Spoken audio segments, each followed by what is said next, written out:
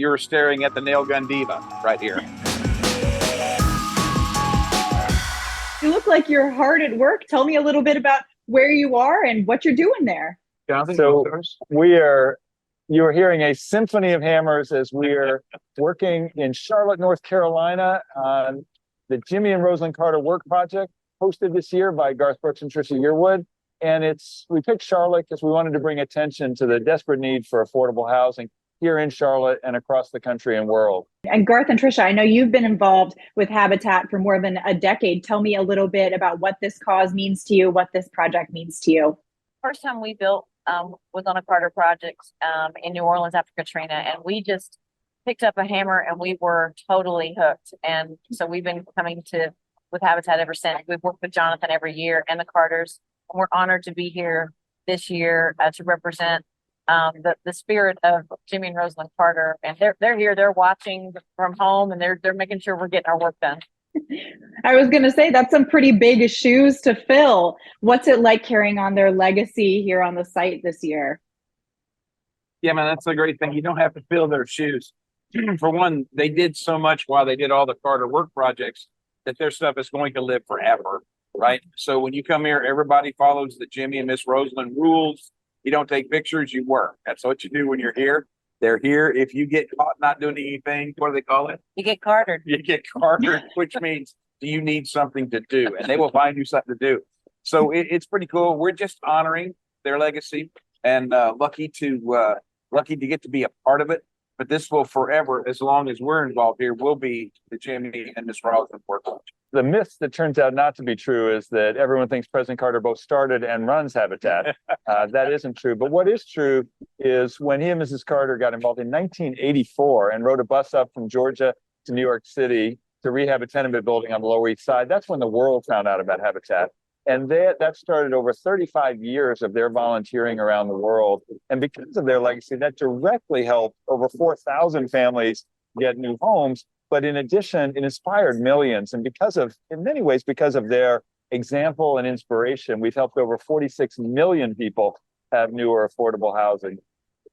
Absolutely. And you, in being involved with this cause for so long, Garth and Trisha, how have you seen this grow, and how have you seen the project evolve and the impact evolve?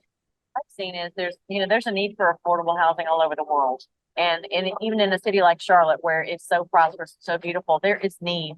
And I think that's one of the great things that Habitat does, is it draws attention to the need that we have in our own backyards. We did this build in Nashville a few years ago. It's everywhere. It's becoming more and more difficult to just have a roof over your head. And so we've seen over the years just the promise that Habitat has made gets kept every build. And it's a great organization. They do what they say they're going to do.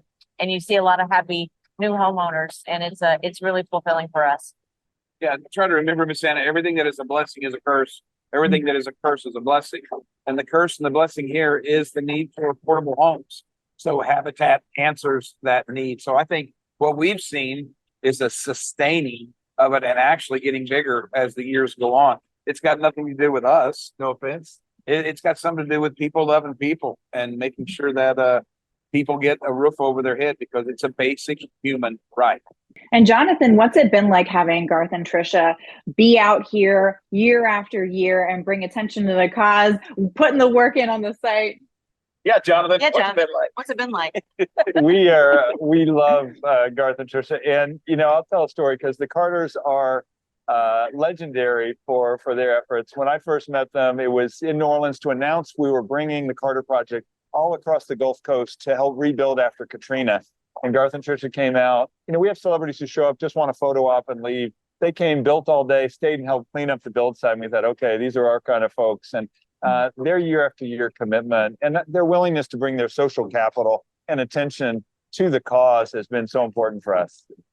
Absolutely. Now this year, Garth and Trisha, I know you are hosting. What else are you getting up to on the job site? Do you have specific jobs this year, or are you kind of going where you're needed? Well, every time you build, you learn something new.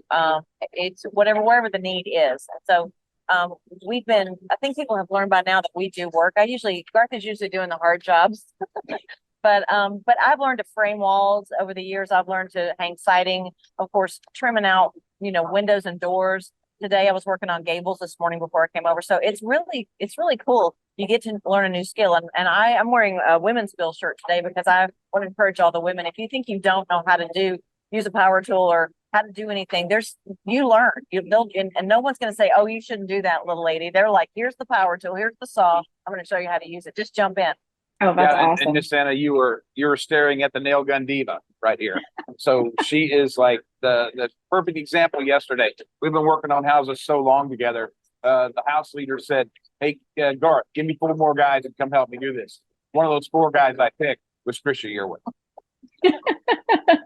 That's great to hear. I imagine that the rapport between you and the other volunteers is just a blast and really special. Tell me a little bit about that and the energy on the work site. Yeah, it's so much fun. Me and Miss Yearwood learned from Jimmy and Miss Rosalynn, though. Once you get to the house, you go to separate ends of the house and work with other people. If we start working with each other, we start going, that's not long enough. No, that's too short. We get like that. So we get away from each other and go and work. So it's awesome. That's a good idea. We got to make sure that we are separating there. Now, this idea of building homes for people who need affordable housing, it really brings up the idea of home. And I'm just curious, Trisha and Garth, what home means for both of you and why it's such an important concept for you. Well, I mean, for us, home, we take for granted our entire lives. We've had a roof over our heads. Like Garth said, it's a basic human right, and it's something that we take for granted. And when you get a chance to work alongside a homeowner here who is going to own a home for the first time in their lives and have a safe place for their children, you have a deep respect and gratitude for what you have and the things that we take for granted. So I think that's the thing that I take from it. I also love how Habitat really, you work alongside the homeowner. They put in what they call sweat equity. So these homes are earned, hard earned, and appreciated and taken care of. There's a woman on the site today who got her Habitat home 33 years ago, and she's still in it. So that's what Habitat does. It's not just we're here and we're gone. It's a long lasting thing and a check-in process to make sure everybody's doing okay, and it works. Mm-hmm. And my favorite thing that they do is they understand that the roof over the head is the necessity. What happens from there is you get to dream. You get to now be your thing. You don't have to worry about where you're sleeping. Now you get to dream. You get to contribute and become part of the society. And I think that's the most important thing, because out of these seeds will spring the trees of our future. So we're excited to be here. Absolutely. Now, Jonathan, before I let you guys go, I'm curious how people at home can contribute. If they weren't able to make it out to a work site this year, how can they support your cause? Well, please go to habitat.org and you have the chance to learn more about the work, learn how you can get involved. We need donors, we need advocates, we need volunteers. You can come out and use your muscles, but there's so many other ways to be part of solving affordable housing and helping us build communities where everyone has a safe, decent, and affordable place to live. Awesome. Well, thank you so much, all 3 of you, for chatting with me today, for taking time away from the work site. I really appreciate it.